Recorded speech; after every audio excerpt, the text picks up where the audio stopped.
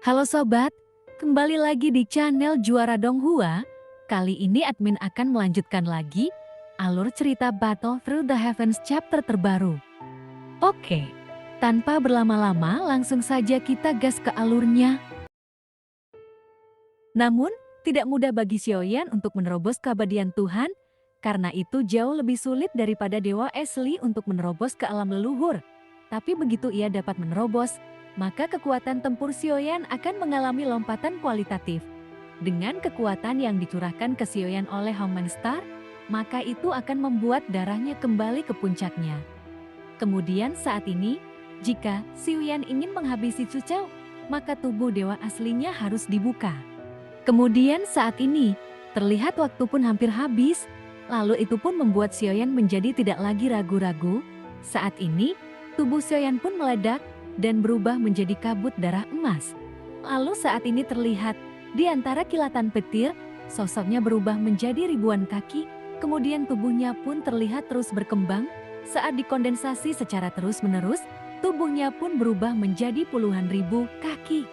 Padahal ini hanya soal menghitung waktu, namun sesosok besar itu telah berdiri di dunia ini. Besarnya hingga 100.000 kaki, namun ini bukanlah batas tubuh dewa asli Xiaoyan. Dan itulah alasan kenapa bisa disebut dewa asli super raksasa. Karena 100.000 kaki bukanlah batasnya. Namun tubuh terbesar yang pernah dicapai Xiaoyan sejauh ini hanya mencapai lebih dari 100.000 kaki. Saat ini, ada darah emas di tubuhnya. Dan tampaknya di bawah kekuasaan bintang Hongmang. Seolah-olah ada energi tak terhingga yang belum dikeluarkan. Kini terdengar sebuah ledakan besar. Terlihat, tubuh sebesar 100.000 kaki mengalami penghancuran diri dan berubah menjadi kabut darah emas yang memenuhi langit. Kemudian, guntur yang tak terhitung jumlahnya muncul di dalamnya, itu nampak terjalin dan terhubung dari titik ke titik. Lalu di dalam kabut darah emas, kerangka besar terkondensasi terlebih dahulu, kemudian segera. Dia perlahan mengangkat tulang tangannya. Setelah itu, kemudian ditekan ke arah Su Chao, tulang tangan tanpa daging dan darah. Nampak kabut darah mengalir di atasnya, daging dan darah mulai mengembun dengan cepat, lalu dewa asli super raksasa setinggi 150.000 kaki muncul di pandangan semua orang. Raksasa yang sangat besar itu membuat banyak orang kuat di dunia kuno abadi dan iblis sangat terkejut. Mereka telah bertemu banyak praktisi fisik, namun sangat sedikit orang yang memancarkan momentum sekuat itu. 15.000 kaki saja itu benar-benar sudah menutupi langit dan melampaui semua gunung yang ada. Namun itu tidak ada apa-apanya jika dibandingkan dengan sosok yang terlihat saat ini. Saat ini terlihat, jari-jari raksasa Xiaoyan itu pun terbungkus cahaya keemasan. Dan Xiao Yuli pun juga mengerti saat ini, lalu segera dia pun bergerak. Kemudian jiwa tak berdosa yang tak terhitung jumlahnya mengelilingi Xiao Yuli dan semua menuju ke selubung super virtual.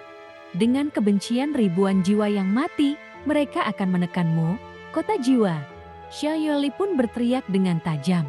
Ini, kekuatan jiwa-jiwa yang dirugikan, itu tiba-tiba berkumpul, dan kekuatan dengan jumlah besar sudah terbukti dengan sendirinya.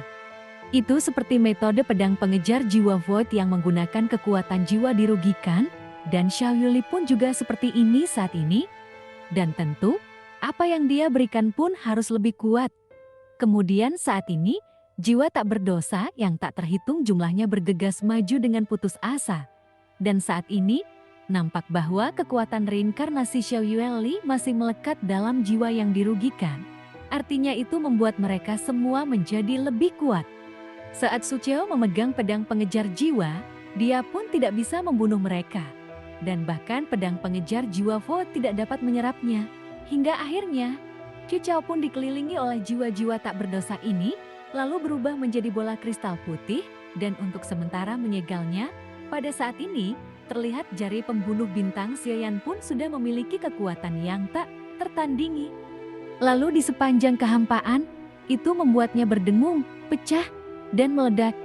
Itu seperti jari dari Tuhan, dan kekuatan jari ini tidak diragukan lagi dahsyatnya. Kemudian nampak, setiap perluasan tubuh, maka kekuatan fisik Xiaoyan pun akan meningkat. Kini, Xiao Yuli pun mundur, dan jari jempolnya tiba-tiba jatuh. Saat ini, suara ledakan keras pun terdengar. Terlihat, jari pembunuh bintang Xiaoyan mendarat di kristal jiwa Tu Chao yang disegel oleh Xiao Yueli. Jari-jarinya pun terlihat tidak berhenti, tetapi tetap terus menghantam di bintang Hao Meng. Kini seluruh bintang pun bergetar, menyebabkan kekuatan teror melanda dan menghancurkan semua yang ada di sekitar. Tanah di sekitar runtuh inci demi inci, dan jari-jarinya seakan menembus seluruh bintang, hingga sebuah lubang besar sedalam ngarai terlihat.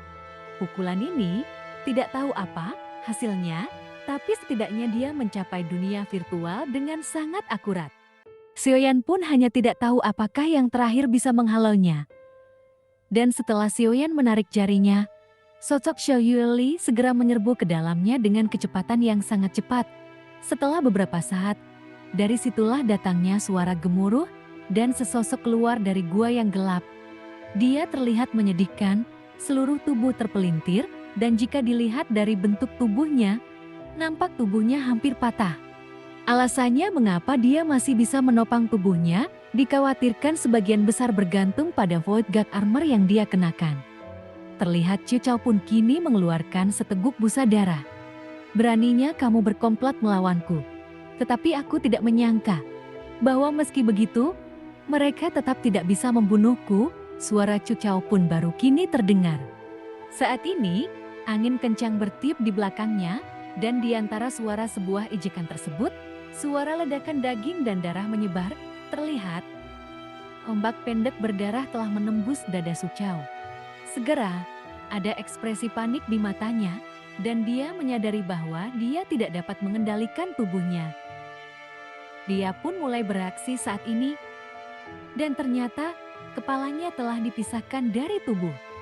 Dia berteriak, "Bagaimana? Bagaimana mungkin aku bisa mati di sini? Aku tidak mau mati di sini." Kemudian saat ini, Xiao Yueli terlihat sudah memegang sabit kematian dan bersiap untuk memisahkan jiwanya dari tubuhnya. Namun, kemudian seberkas cahaya pun menderu masuk, lalu menyelubungi super virtualnya. Kini, Xiao Yueli pun tanpa sadar mundur, dan sosok De Chao muncul dalam sorotan cahaya. Kemudian terlihat, kepalanya yang terpisah kembali bersatu. Kamu punya beberapa cara, tetapi aku tadi telah mengatakannya bahwa kamu tidak bisa membunuhku. Kemudian, sebuah sinar cahaya jatuh dari langit dan menutupi seluruh bintang Hao Meng. Ini, bintik-bintik cahaya yang pekat muncul, dan akhirnya, bala bantuan dari Taixu pun telah tiba. Kini, Xiao Yueli pun menarik Xiaoyan, dan sosok super raksasa Xiaoyan pun menghilang.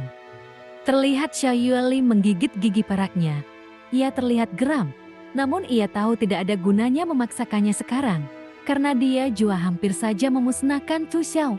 Saat ini, seberkas cahaya berkedip, lalu sosok yang terakhir tiba-tiba menghilang. Kemudian Dewa Kekosongan di langit pun perlahan turun, lalu Xiaoyan memberi perintah, lalu orang-orang kuat dari dunia kuno abadi dan iblis pun segera mundur menuju formasi bergerak seperti air pasang, termasuk juga Xiao Yueli. Xiaoyan kini mengangkat kepalanya ketika melihat Dewa Kekosongan yang perkasa. Karena setidaknya ada ratusan dari mereka yang persis sama dengan tebakannya sebelumnya, yang dilakukan Su Chao hanyalah menunda waktu, yaitu mencoba membunuh Xiaoyan dan Xiao Yueli dengan kekuatannya sendiri, tetapi gagal, dan bahkan hampir musnah. Saat ini, terdengar sebuah suara, "Beraninya kamu mengambil tindakan untuk membunuh anakku." Tepat ketika sosok Xiaoyan mundur menuju formasi bergerak, suara menderu dan meledak seperti guntur terdengar dari Void God di atas. Sosok ini nampak langsung mengejutkan Xiaoyan, karena kedengarannya tidak asing lagi. Cuci Entai. Xiaoyan pun kaget. Kemungkinan besar kita mengetahui bahwa Cuci Entai telah tiba di dunia Shenxi, dan Xiaoyan pun hanya tidak menyangka akan bertemu dengannya secepat ini. Kemudian, sebuah cahaya hitam lurus menderu, kemudian muncul sesosok tubuh mengenakan jubah kekaisaran, mengenakan mahkota emas, lalu dengan tangan di belakang punggung, terlihat matanya tertuju pada Xiaoyan dan yang lainnya. Saat ini, pipel mata Xiaoyan pun menyusut, karena kini dia telah merasakan kekuatan Cuci Entai dari seluruh dunia.